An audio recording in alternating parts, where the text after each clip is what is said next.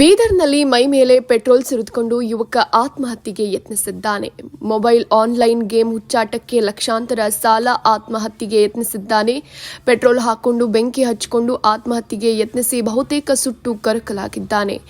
ವಿಜಯ್ ಕುಮಾರ್ ಜಗನ್ನಾಥ್ ಹೊಳ್ಳೆ 25 ವರ್ಷದ ಯುವಕ ಆತ್ಮಹತ್ಯೆಗೆ ಯತ್ನಿಸಿದ್ದಾನೆ. ಬೀದರ್ ಜಿಲ್ಲೆಯ ಬಾಲ್ಕಿ ತಾಲೂಕಿನ ತಾಂಡಾದ ಬಳಿ ಈ ಘಟನೆ ನಡೆದಿದ್ದು, ಮೂಲತಃ ಹುಲಸೂರು ತಾಲೂಕಿನ ಬೇಲೂರು ಗ್ರಾಮದ ಯುವಕ ಆನ್ಲೈನ್ ಗೇಮ್ ಹುಚ್ಚಿಗೆ ಬಿದ್ದು 12 ಲಕ್ಷಕ್ಕೂ ಅಧಿಕ ಸಾಲ ಮಾಡಿದ್ದ. ಬಿಫಾರ್ಮಸಿ ಪದವೀಧರನಾಗಿದ್ದು ಕೆಲ ತಿಂಗಳಿನಿಂದ ಆನ್ಲೈನ್ ಗೇಮ್ ಹುಚ್ಚಿಗೆ ಬಿದ್ದಿದ್ದ. ಲಕ್ಷಾಂತರ ಸಾಲ ಮಾಡಿ ಆನ್ಲೈನ್ನಲ್ಲಿ ಕಳೆದುಕೊಂಡಿದ್ದ. ಈಗಾಗಲೇ 10 ಲಕ್ಷ ಸಾಲ ತೀರಿಸಿದ್ದಾರೆ ಕುಟುಂಬಸ್ಥರು.